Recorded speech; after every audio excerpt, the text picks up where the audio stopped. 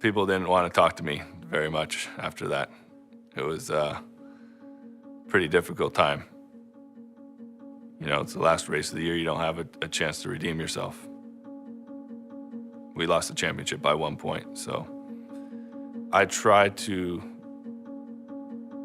not be too hard on myself, but yes, I am very hard on myself, especially, I mean, it's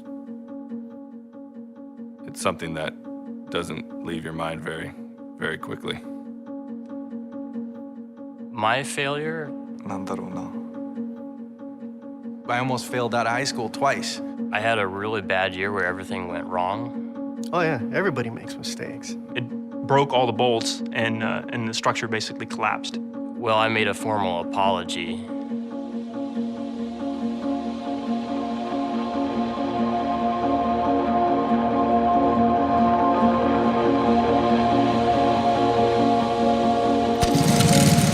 I can remember when I was out at the go-kart track one day, you know, you use a stopwatch and time the lap, and I remember I kept giving myself like 1 second less. Like, okay, was that 41 seconds that time? Was that 40 seconds that time to get around?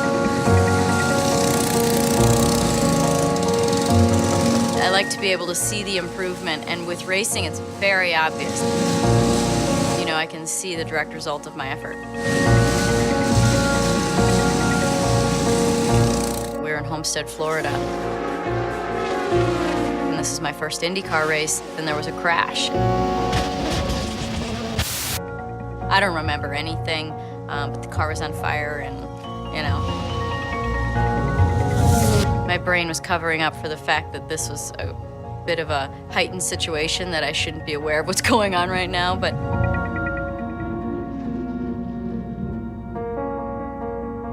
I woke up in the medical center and there was a bright light above me, and Father Bob is over here to the left, and I've got needles in my arm, and you know, it's, so that was probably the worst moment.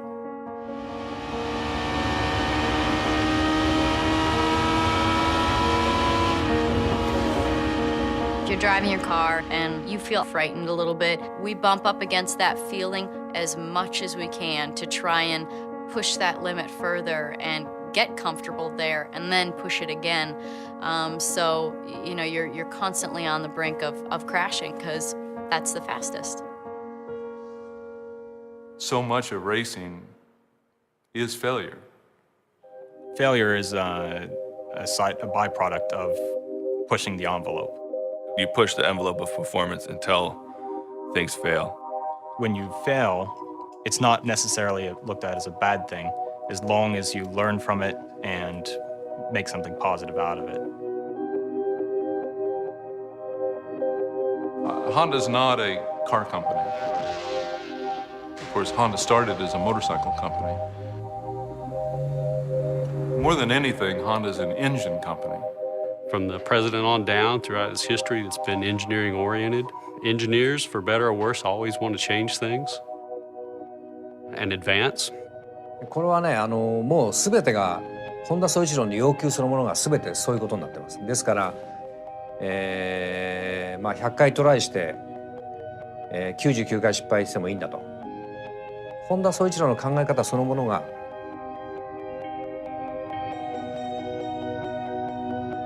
試行錯誤、失敗の連続で、その延長に何回も失敗するとその中に素晴らしい技術があるという。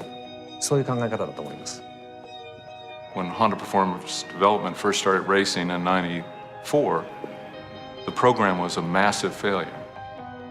We had a lot of engine problems. We had a lot of engine failures. Here on lap number 10 is making an unscheduled stop in the pits. We blew the turbocharger off the engine in several places. The corner workers are reporting that there's a fire in the left rear of his car. Say 15,000 revolutions per minute.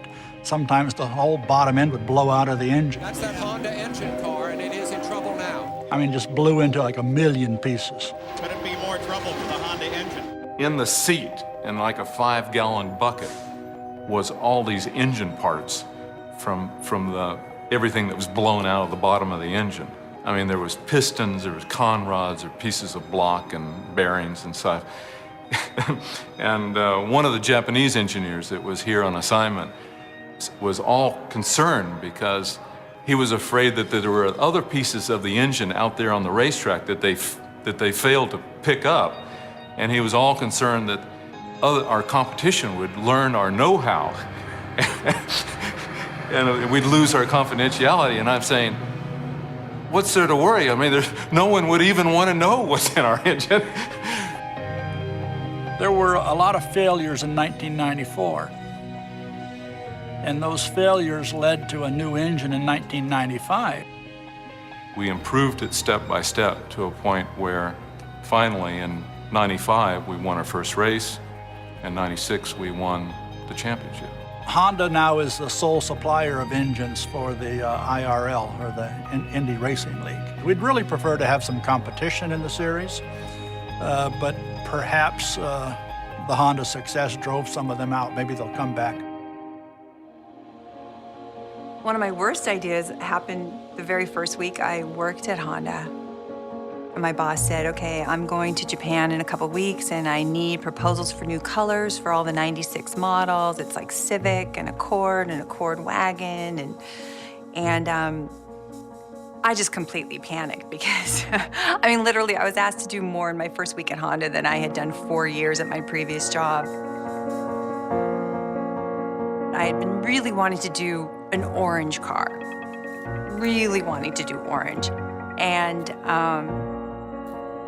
decided, okay, 96 Civic, we're gonna do orange. Really without doing my homework completely, I proposed this color. I get in this big room and it's, you know, sales, engineering, and design. It's the balance of powers where everybody makes the decisions, you know, to see what goes into mass production. And I think they're all looking at this new person, this new designer, thinking, well, maybe we should trust her. So they went ahead and they put the orange into production and the dealers flipped. It's like, what is this hideous color? It's like, stop production of this immediately. That's okay, right? I mean, if you've got a boss that's telling you to take a chance, and if you make a mistake or fail, you know, just try not to do it again, and try to learn from that. You know, that's a good thing. I mean, you take chances. You know, I think everybody in that room understood they were taking a chance, but they were willing to take that chance. I tell him, well, Edison trying to do the light bulb, and he said, I never failed. It just didn't work 10,000 times. And that 10,001, it lit up. So it's, if you look at it that way, were those failures?